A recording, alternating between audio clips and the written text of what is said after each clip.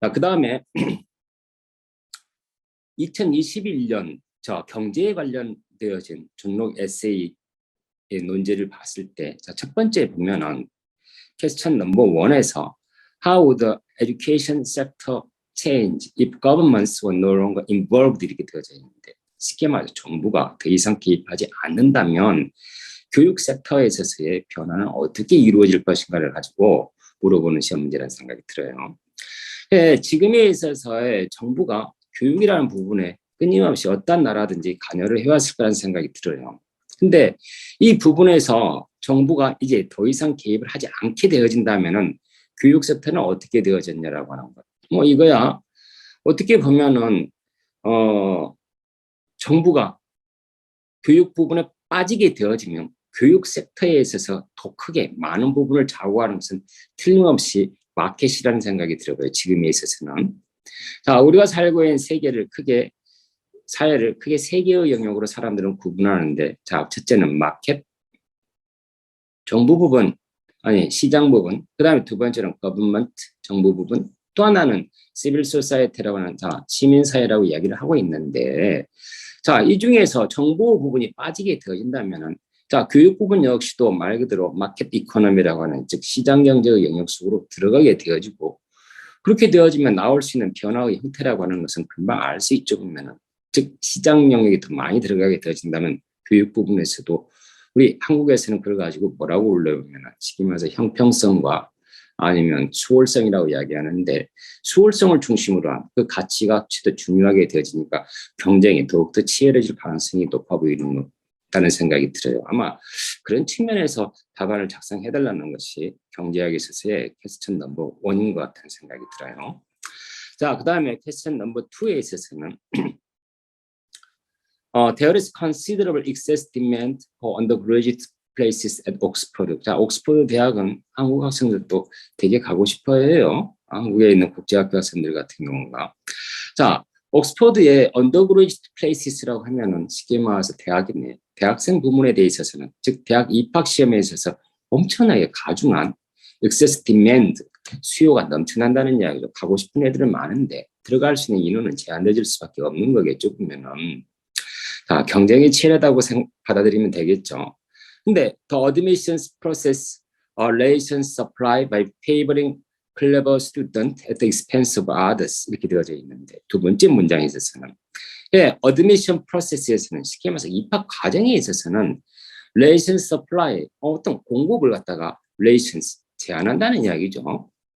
어떻게 제한하냐 그러면은 at the expense of others, 자, 다른 모든 가치를 희생하고 favoring clever students, 즉 똑똑한 애기들만 뽑는다는 이야기죠. 보면은 하버드, 옥스퍼드 대학에 대한 경쟁률은 되게 높은데 옥스퍼드 대학 입학처에 있어서는 쉽게 말해서 다른 어떤 것보다도 똘똘한 학생들만 뽑겠다는 거예요.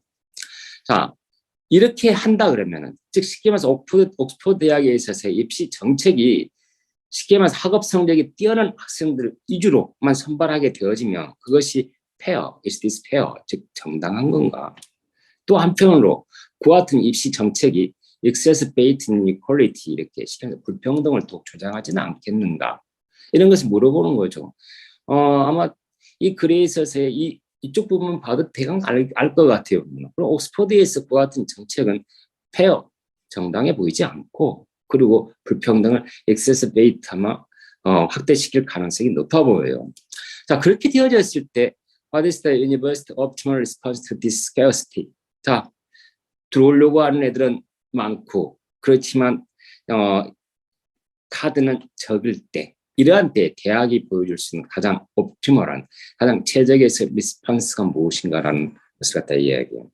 선입견인지 모르겠지만 자꾸만 옵티멀이라고 하는 표현이 어떻게 보면 아리스토텔레스의 뭐라 그럴까, 텔러스에 자꾸만 부합되어진다는 생각이 들어보면은, 어쨌든 수월성 정책이라고 바로 앞에 1번에서 이야기한 것처럼 능력 있는 이주의 학생을 선발하는 것이 과연 영국 사회에 있어서의 그게 정당한 것인지, 아니면 공정한 것인지, 아니면 그것이 그 사회에서 불평등을 또 조장하는 것인지, 이러한 거에 대한 학생의 견해와 또 만약에 그것이 사회적 문제라 그러면은 그 문제를 어떻게 해결하는 것이 바람직한가에 대한 옥스퍼드에 있어서의 옵티멀한 리스폰스를 갖다 물어본다는 생각이 들어요. 느낌이 꼭 마이클 샌들에 있어서의 마켓 이코노미에서 마켓 소사이티로 갔을 때 그건 불공정하고 불평등을 조작하기 때문에 자 아리스토텔레스 논리 위에서 자원에서 배분 정책을 갖다가 아리스토텔레스의 정의론에 입각해서 답안을 작성한 것이 맞아 보인다는 생각이 드는데 이건 너무 스탠다드해 보이는 너무 표준화되어진 견해라는 생각이 들어 보이고 답안 작성은 학생들의 입장에 따라서 달라질 수 있다는 생각이 드는 게 중록 2번 논제에 있어서의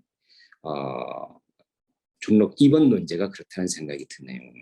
그 다음에 중록 3번을 보게 되어지면 Should we abolish the minimum age 이렇게 해서 즉 최저임금을 우리는 abolish 철폐해야 되는가에 대한 문제예요. 그러면 최저임금이 뭐 때문에 나왔는지를 먼저 한번 생각을 한번 해봐요. 보면은 자 아담 스미스가 미니멈 에이지를 이야기했었을 것 같지도 않고 로버트 노직이라고 하는 신자유주의자의 대표적인 사람이 미니멈 에이지를 이야기하지도 않았을 거예요. 보면은 어쨌든 아담 스미스나 아니면 로버트 노직 아니면 우리 일반적으로 네오 리버럴스라고 할 수 있는 시카고 스쿨이라고 이야기하는 사람들이죠. 보면 그 대표적인. 자, 우리 그러한 사람들이 미니멈 웨이지에서도 찬성하지는 않았을 거예요. 근데 미니멈 웨이지는 왜 나왔는가를 한번 봐봐요. 보면. 자, 미니멈 웨이지라고 하는 것은 틀림없이 프리미티브 어큐뮬레이션이라고 그럴까요? 자본주의에서 원시적 축적이 가져온 엄청난 사회적 불평등을 해소하기 위한 형태에서 미니멈 웨이지라는 것이 이야기가 되어지지 않았을까?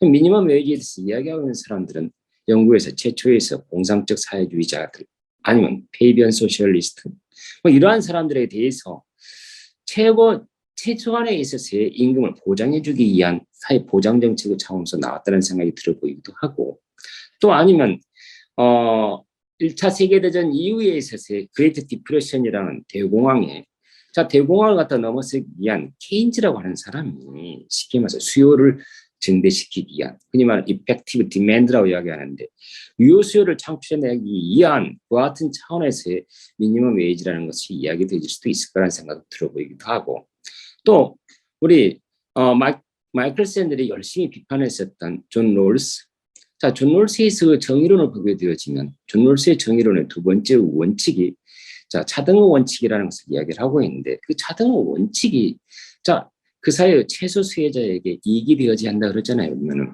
즉 모든 사람들에게 기본적인 자유와 권리는 평등하게 부여되어진다고 할지라도 경제적 부에서 차이가 존재하게 되어지면 주어진 기본적 자유와 권리가 의미가 없을 수도 있어요. 그래서 그 사회의 사람들에게 최소한에서 이런 것이 갖추어졌을 때만이 권리와 자유가 의미가 있다는 점에서 당연히 존 롤스 같은 사람도 미니멈 웨이지라고 하는 것을 갖다가 찬성을 했을 거예요. 근데 이와 같은 미니멈 웨이지라는 것이 철폐되어진다 그러면은 말 그대로 시장에 있어서 어떻게 되어져요? 정부에서 개입은 사라지게 되어지고 시장에서의 자원에서 배분이라고 하는 것이 말 그대로 시장의 논리에 의해서 나오게 되어진다 그랬을 때 우리 미니멈 웨이지를 철폐하게 되지만 그에 따른 부작용과 그리고 그에 따른 나름대로 해결책을 제시를 해주는 형태로 답안이 작성되어지는 것이 퀘스천 넘버 3에 해당되지 않는가 싶어요.